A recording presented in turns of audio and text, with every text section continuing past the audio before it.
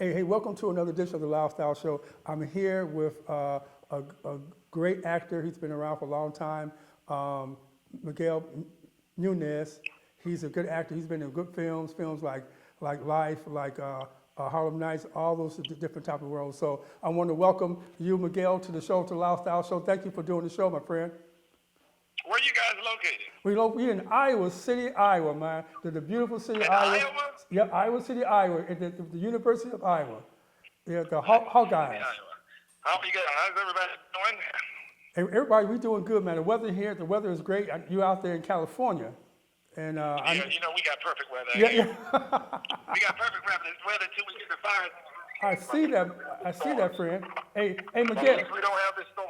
Yeah, you do. Yeah, but y'all got those earthquakes out there. Yeah, man. I was just sitting here. The bed was just rocking and laughing. I just couldn't believe it. I know, man. I know. Hey, now, tell me a little bit about your background. I know you was born in New York. I'm from Wilson, North Carolina. Yeah, North Carolina. I'm from a little town called Wilson, North Carolina.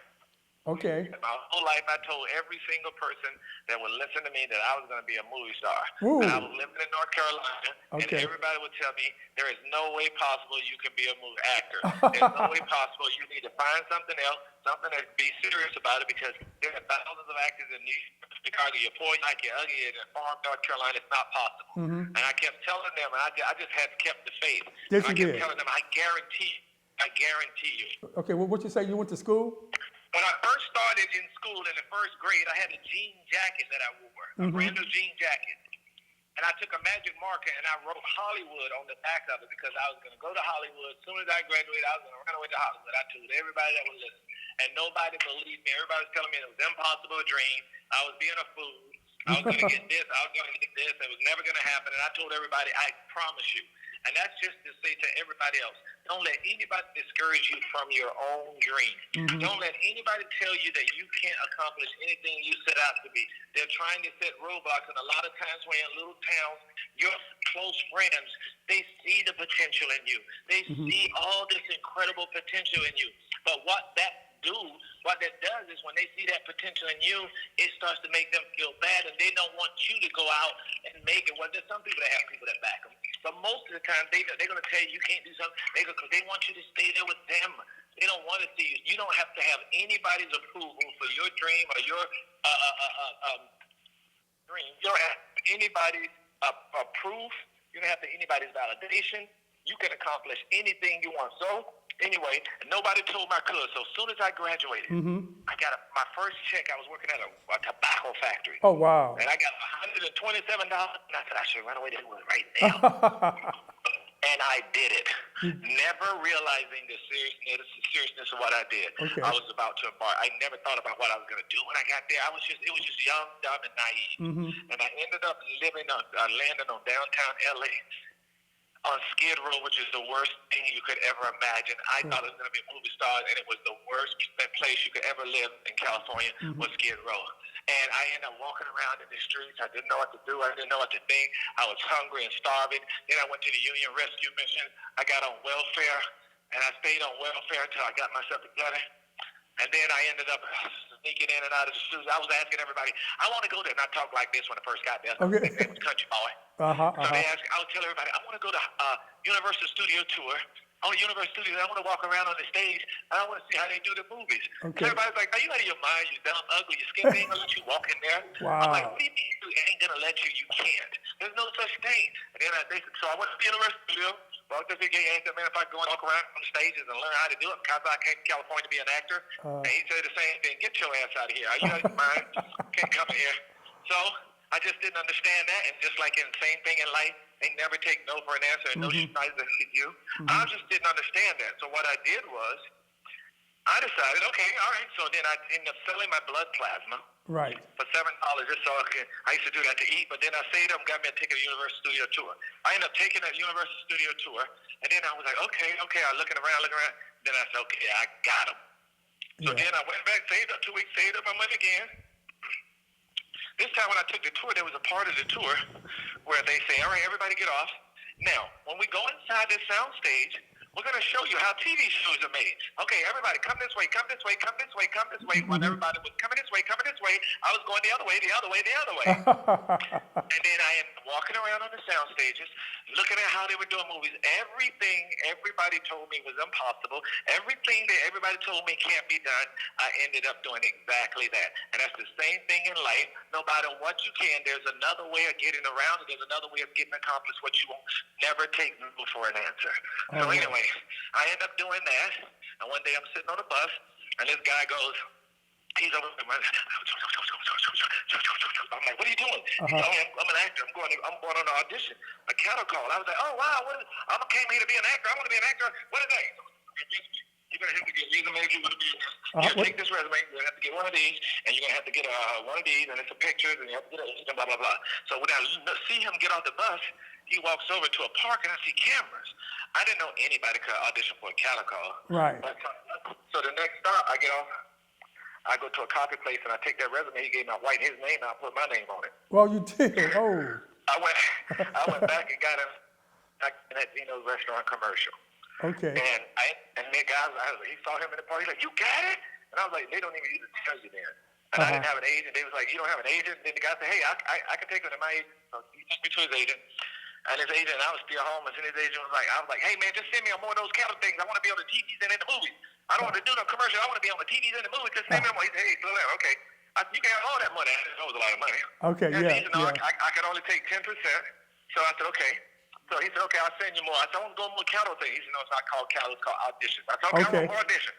And then from that point on, the next 50 auditions he sent me on, I probably got 48 of them.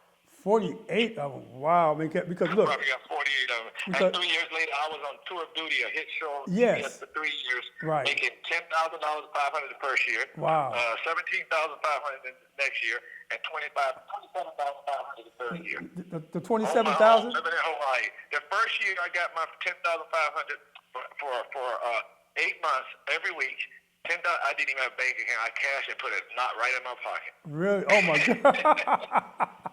God. Wow, man. And that's my story.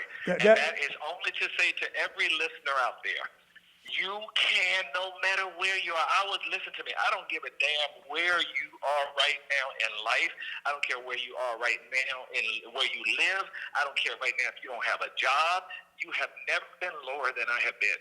I was eating out of the trash, sitting at the bus stop, waiting on somebody to put something there that wasn't. I sold my blood. I woke up with lice on me and had to go to the mission and get sprayed. I walked around for weeks with no food in my stomach. But I made these sacrifices because I knew, I believed in what I was setting out to do. I get discouraged because hard times come. When the hard times come, just make adjustments. Look at the bigger picture. Look at the end. And don't get caught up in drugs and the wrong boy if you're a girl and all of that stuff. And let me tell you the most important thing. What's that? I could have accomplished none of that without God. Amen. Spiritual life really catapults you and really sustains you in your bad times. That spiritual life you had, that faith in God. And that's what, absolutely, because I was a PK. I was raised by my grandparents who was preachers. Right. And my thing is this. It was truly then that I realized that it is about a personal relationship with God. People are getting turned away by organized religion. Let me tell you something. It's straight up about a personal relationship with God, and I can prove it to you. When I was down, I was talking. I would wake up and good morning, and I really, with every fiber of my being and my heart, was saying good morning to God. Everything I did, everything, it's how it's supposed to be. Every decision I made, I was talking about like He was right there. It was right there, and I mean. I had the most amazing experience with God, and nothing bad happened to me the whole time I was down there. Wow. I looked like I was 12 years old, and I was downtown by myself in the city. Anything could have happened. Yes. Nothing did. Yeah. And I tell you right now, it's straight up about a personal relationship with God. There were many disciples who followed Jesus. There were many disciples and many preachers, and there were many scribes in that time who did not go to heaven. And Jesus spoke of them who did not go to heaven. But remember, Jesus died for the sins you committed. Amen. You're committing, and that you will commit. And I can prove that to you why. because when there was a murderer on Jesus' left, and there was a thief on the right. Amen. When one said to him, yeah, and start bragging and talking junk, yeah, when you get to heaven, why you a God? Why don't the angels just fly and take your ass? And the other one said all he said was, remember me when you get to your father's house, which means he believed Jesus was his son. And Jesus said, when I get there, there you will be also. Now, listen to me very closely to this part of that. There was nowhere in what he said recorded that he said, forgive me for anything he had done. Mm-hmm. Mm-hmm. He never said, forgive me for anything that he had done, because that was not any of the requirement. It was faith in God. Once you have the faith, and you're not going to be, it's not so holy, and you're not going to go out and become saved and start doing all the things you're going to do that's wrong and bad and sinful.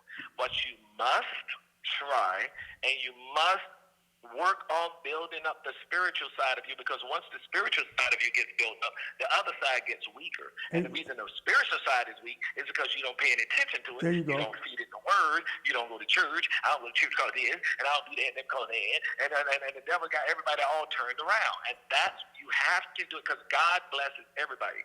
And sometimes he has to pass you up because you're not in the position to get that blessing where you should be. So he has to pass you up and bless somebody else when he was going to bless you, because you ain't in the right place. And he is definitely not going to be blessing anybody with all of these good blessings and stuff if they just living wrong and in the right place, because there are too many people trying. Right. All he requires is that we try.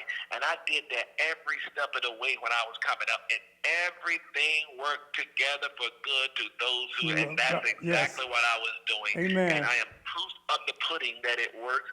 I've been the lowest you can possibly be. I was making $45,000 a week for a year on the spinoff Friends Joey. Yes. And I've had the most. I've had $45,000 a week for a year. Who can spend that? I had, matter of fact, 8 years later, they told me, Warner Brothers called me and told me they had a check for $45,000. I'm like, what is this about? I had left one in my dressing room, and they held it for 8 years, which I don't know why. Left one in my dressing room and never even missed it. Wow. Wow. Woo. So, and from eating out of the trash, from waking up with lice, from living in that, and I've been to the top, and I've been to the bottom. And I can tell you one thing: there's only one thing that matters, and that's being happy. I know so many rich people. I go to you came here right now. We could drive. I could take you to some people's houses who's probably the size of your neighborhood, and got more money than God, and they're so unhappy. And I can take you to people in North Carolina living on just enough to get them by, and it's happy as hell. And I would rather do that. Amen, brother. Amen, man. Hey, you were really encouraging me, man. Your testimony is powerful. Your testimony is powerful, Miguel. Now, I want to ask you a quick question. Now, what are some of your favorite roles that you did in acting, since you've been acting? Some of your favorite ones you can recall. Listen to me. Like I said again, I'm from North Carolina. This has been a dream of mine since I could speak. My mom said when she first made me, I said, when I become a movie star, I ain't going to buy you nothing. So everything I've ever done has been favorite to me. Yeah. Everybody said, what's your favorite project? What's everything? Scooby-Doo. I was on an island off the coast of Brisbane with my kids, walking in the water up to our knees while little dolphins came up and didn't care because that cove is protected, playing with dolphins, making $100,000 a month. I did Street Fighter for 6 months, and also in Warner Brothers in a place called... What you say? I can't hear you. I also did a movie, Street Fighter, in Australia, in a place called Surfers Paradise for 6 months, making about $80,000 a month. Wow. Okay. And all of those things, everybody said, what's your favorite project? They were all special. They were all out of my dream. They were all amazing. I don't have anything more special than that. I like Life. I had so much fun on Life. Yeah. Martin Lawrence, Anthony Anderson, Bernie Mac, and everybody. I had we do over there on the island with all of those. Yeah. And I had a great time and with all those special effects and all of that makeup and all of that, everything was special to me. Pluto Nash with Eddie Murphy, Harlem Nights with Eddie Murphy. All of these things were so special to me. More enjoying it just like That's somebody looking in. Amen. I don't know that. This was better because this that was better because I enjoyed them all. Joanna Man was fun because it was my first number one on the call sheet. Where they treat you like it's the same thing they would do a pharaoh back in the day. Right. Yeah. I've been that, and I've been an extra. I've been on a scene where I had a scene of the movie when my scene came up because I only had one scene. Don't even pay you no attention. Don't even make up. Don't even come by you. Uh-huh. I mean, I've been through all the ups and downs of all, but in every step of the way, it's like the Bible says, in every place, wherever you are, I don't know exactly the quote. Whatever place you are, be content. I've been that way my entire life. Amen. Yeah, I mean, and I've been able to, and I've learned that not by being it, by experiencing it, and it's becoming a part of me. So that's just a part of me. Whatever lot I am in, I am content. Wow. Okay. So what's the future hold? Are you doing pilots? Okay, right now, the future. Yes. Wait, first of all, everybody can follow me on IG. Okay. At MNUNEZJR. Nunez Jr. Okay. MNUNEZJR. And also, we're getting ready to do a second season of Family Business. That's on BET. Carl Weber's book, Family Business, is Right. a TV show. I don't know if you've been watching it. We're getting ready to do a second season of that. We're also in development of Joanna Man 2. Ooh, Joanna Man 2. Wait a minute. Hold the horses now. Joanna Man 1 was, you was funny in that movie. Oh, my goodness. Thank you. Yeah, thank you. I love that movie. And a lot of people love that movie. I just... blown away. The movie came out in 2006, and if I go places right now, you think it came out Sunday. Wow. Hey, man, you know what? I'll tell you something.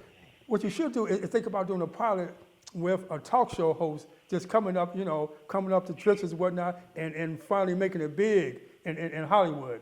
See, I think that would be a good one, man. Say it again? I said, what you should do is think about doing a pilot with a struggling talk show host that has dreams, aspiration of making it big in Hollywood and whatnot, and then just... No, yeah, but I think it should be what called struggle. Yeah, Yeah. but I can't get into that because I might mention something I do. Hey, man, hey, Miguel, you are a living testimony. You're a living testimony with your passion for acting, and the viewers really gonna love your interview, love what you stand for, and you're inspiring young people to never give up their dreams. Ever. Never give up their dreams. So now, tell me, are your kids gonna follow to your footsteps, or Say it again? is your kids gonna follow to your footsteps in acting, or? They did it early on, and I think they got the bug on it when they were little. My kids were really little. They said they wanted to do it, so we got them agents when they were like 6 and 9. Okay. And the next thing you know, they did ER. They booked more jobs than I did, as quickly as I did.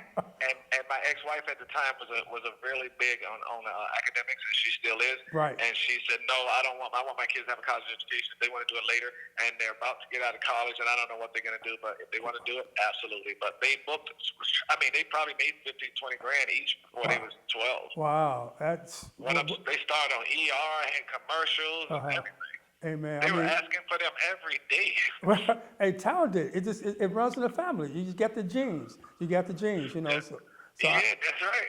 You got the genes, man. I appreciate this. Now, I know you have some passion, and I want to do a role play, a word association that I do with my guests on my show. And I'm gonna say a word, and then whatever comes to your mind, you say whatever. All right, go ahead.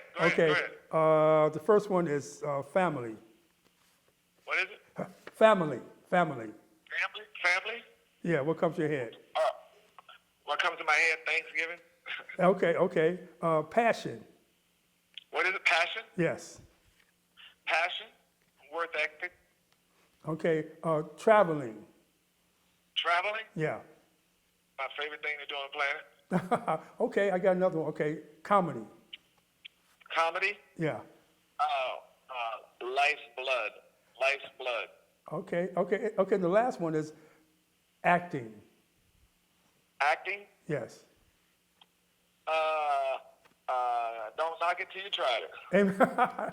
You know what? I think that you're gonna give me the bug to get out there and try to act, man.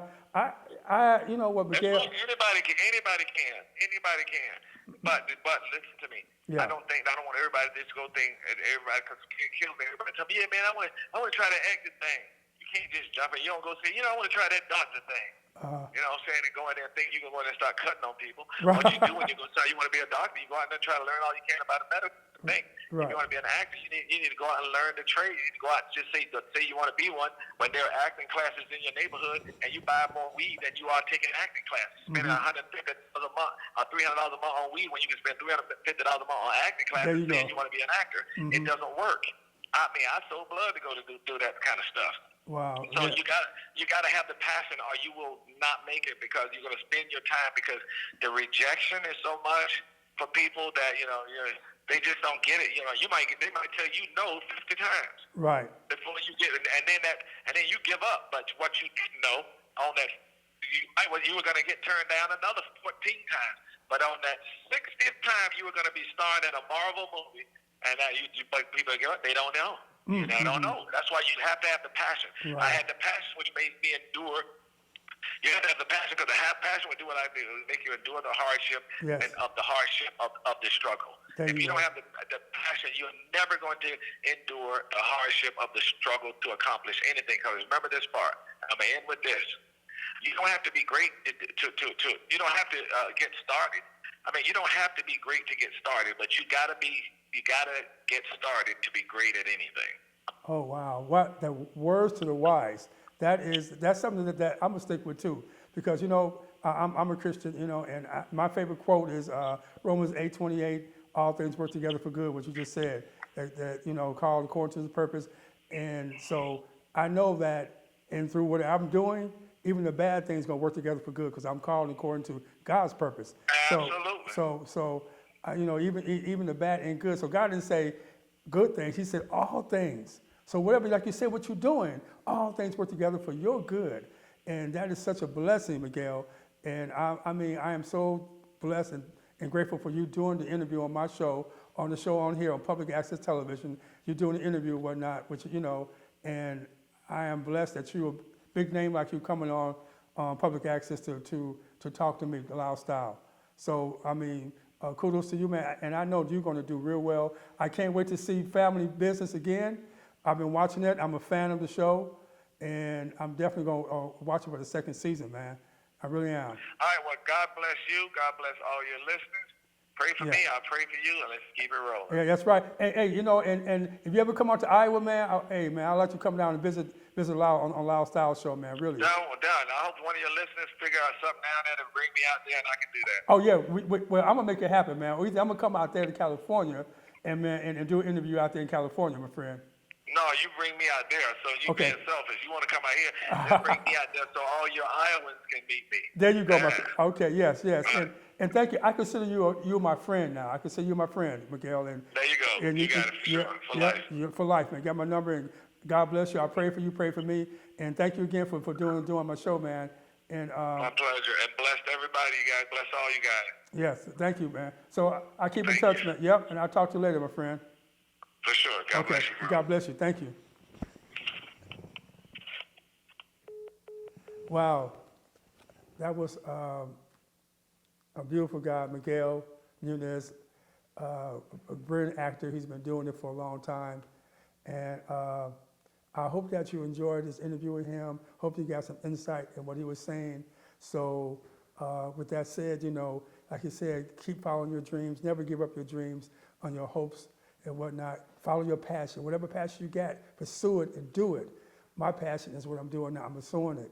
One of these days, Lord's will, it'll pay off for me.